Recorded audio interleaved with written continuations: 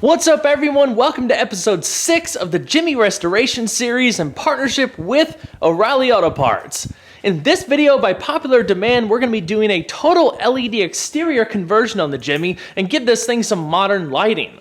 This is also the first official project video in the new shop. I just put the final touches on it the other day. It's looking quite awesome. We're going to make some really fun content in here, and I can't wait to share, the journey with you guys and the progress with all of the builds that we have now and some of the stuff that we have coming. A lot of things in the works. I appreciate you guys who have been following with the updates and stuff. If you haven't seen the video, or the video of like getting the lift put in and talking about the new direction for the channel, I put it in the description box below, so if you have any questions, check that video out. Most likely they're answered. If not, feel free to post them below and I'll get back to you.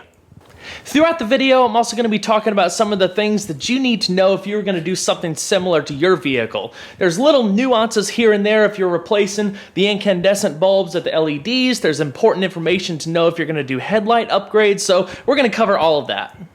So without further ado, let's go ahead and get started. So here's what we got going on here. I'm going to be replacing the headlights, all of the incandescent bulbs. We're going to do what we got to do to prevent any hyper flashing or weird turn signal behavior.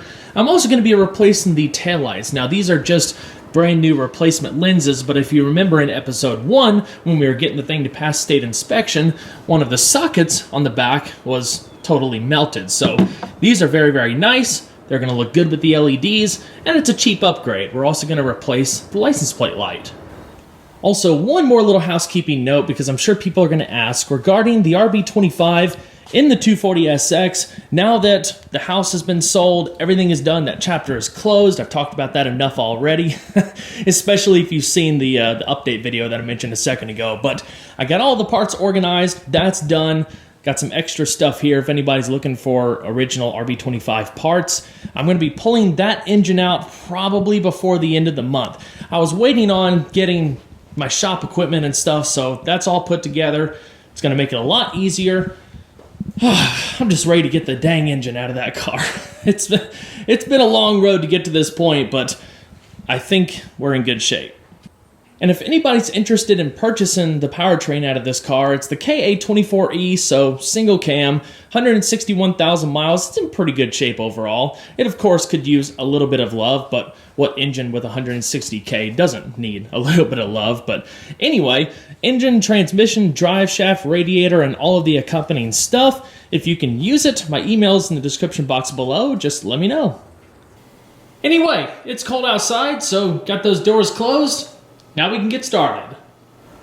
To get access to the headlights and side markers, we have to take out the grille, which is super simple. There's 8 screws that you have to take out first, 4 up top and 4 within the slotted portion in the middle. With the screws out, it allows you to wiggle the grille just enough so you can pop 2 retaining clips. The retaining clips are located on the outside edges at the bottom of the grille assembly, just to give it a little bit of extra bracing. With those loose, you have to take out the side marker bulbs, then the grille just lifts right off the truck. Now we can move on to removing the original sealed beam headlamps. To do that, there's a handful of screws on each side that hold on this little trim piece right here. Now this is basically what's preventing this from falling out. So once we get this trim piece off, we can unplug the light. The nice thing about having sealed beam headlamps like this is that they are super simple. They were actually designed to be a disposable part. In other words, they're not serviceable. You don't have any bulbs or anything like that that you have to replace over time. If the lights start to dim or burn out completely, you just unplug them and replace the entire setup. Now these things are always in stock at O'Reilly. They're always on the shelf, so if you wanted to stick with old tried and true, because they have been used for many years, they're a very cost-effective option and work just fine. At the end of the day, it's all about personal preference. I want a brighter light, a more modern light that uses less energy, so that's why we're going the LED route. There's some other lighting options too, HIDs and even more premium halogen options, and I'll talk about that more in just a bit. The replacement LED sealed beams that I ordered are made by a company called Resto. Now they're not cheap, but when it comes to LED headlight upgrades, more times than not, you're really going to get what you pay for. The big plus with these is that they're fully DOT compliant and legal for all 5x7 inch headlight systems. They're also really high quality pieces. There's a die-cast aluminum housing that's powder-coated black, and a hard-coated UV-protected high-impact resistant polycarbonate lens.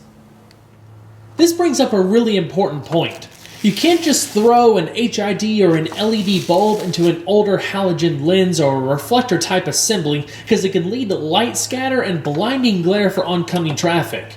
You need to remember that the optics of your headlamps, including the reflector or projector, are designed for the type of bulb that it came with from the factory. In other words, if you plan on doing an upgrade, you need to try to find a solution that's been properly engineered for the type of upgrade that you're wanting to do. So if you want HID or LED bulbs, you need to get a housing that's compatible with those bulbs.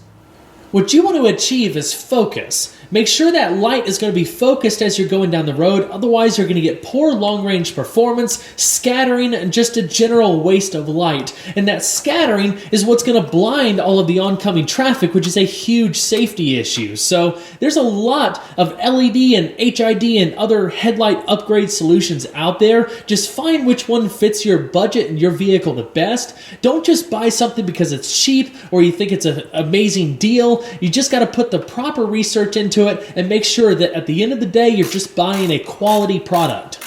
A quality set of LED headlights is going to provide better detail at night a lot further down the road than traditional halogens. It's going to reduce eye fatigue and just make the night drive a lot more enjoyable.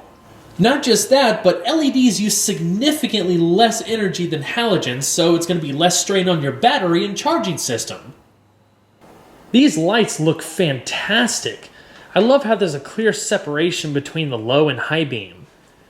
Very nicely detailed, got the logo front and center, plus as you saw, they were totally plug and play.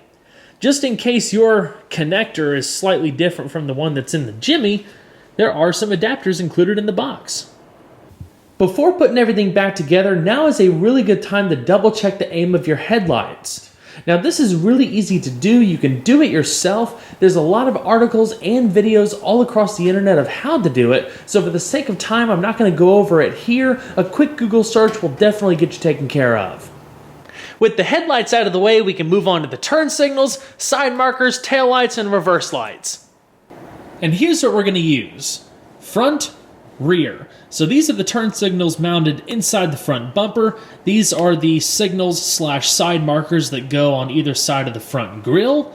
These are the side markers for the rear taillights. This is actually the only one they didn't have in the super brights, but they honestly look the same, and I don't think you're going to tell a difference. All of this was on the shelf, didn't order anything, so it'll be fine.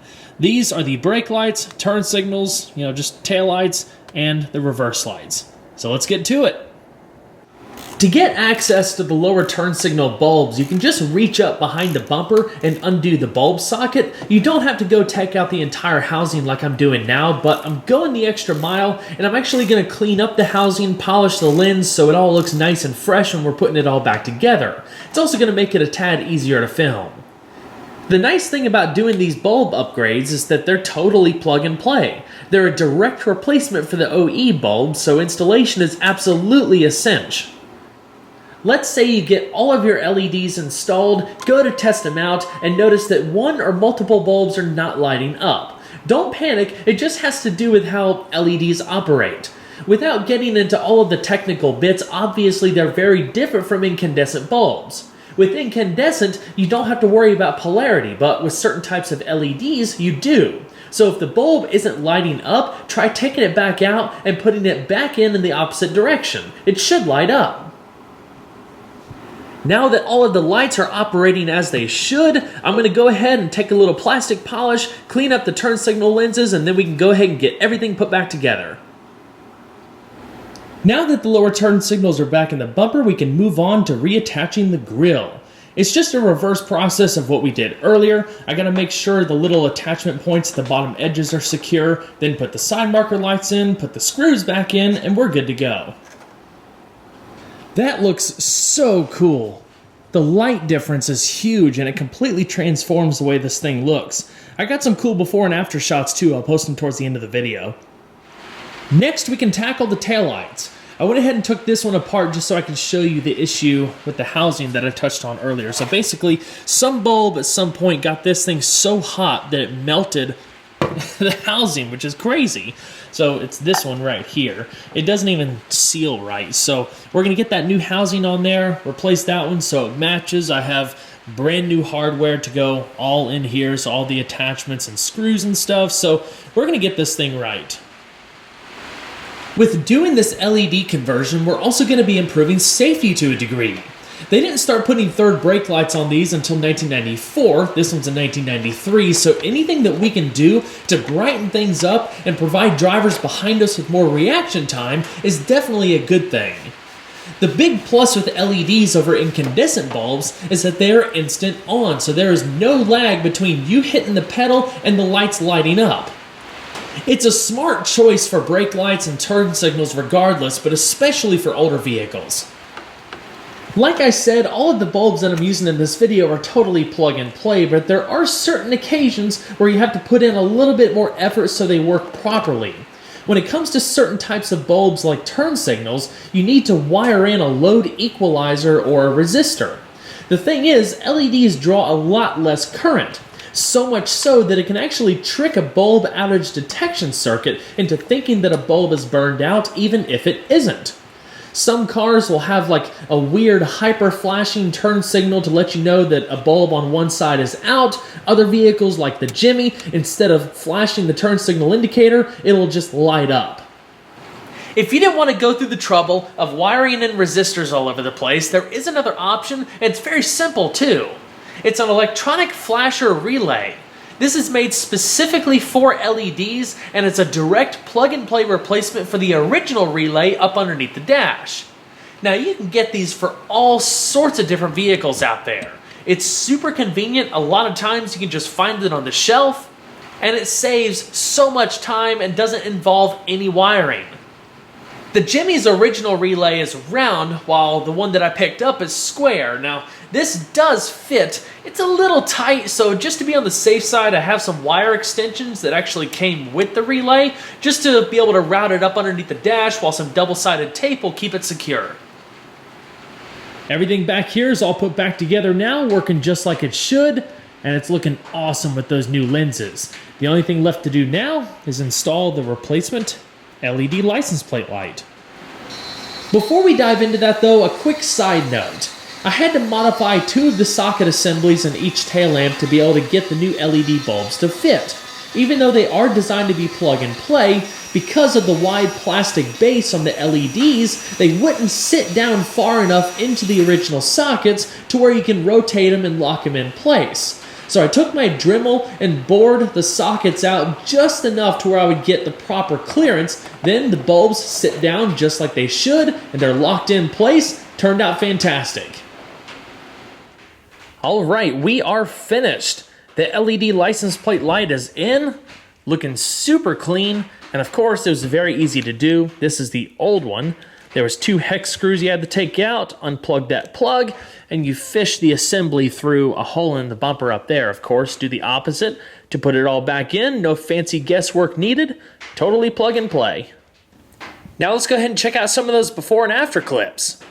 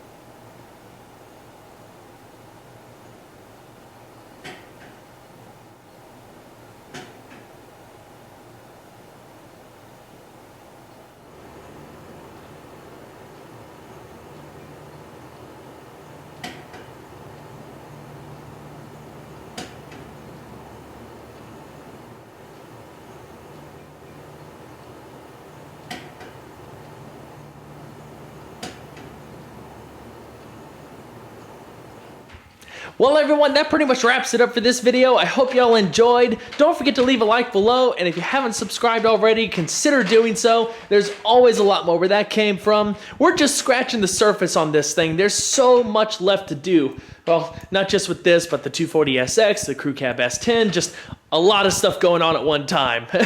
Anyway, huge thanks to O'Reilly Auto Parts, of course, for their continued support in the Jimmy series. It's very much appreciated, and of course, thank you guys for watching. If you have any questions regarding anything you saw in this video, don't forget to post them below, and I will try to get back to you. I guess I'll see you guys on the next one. Take care.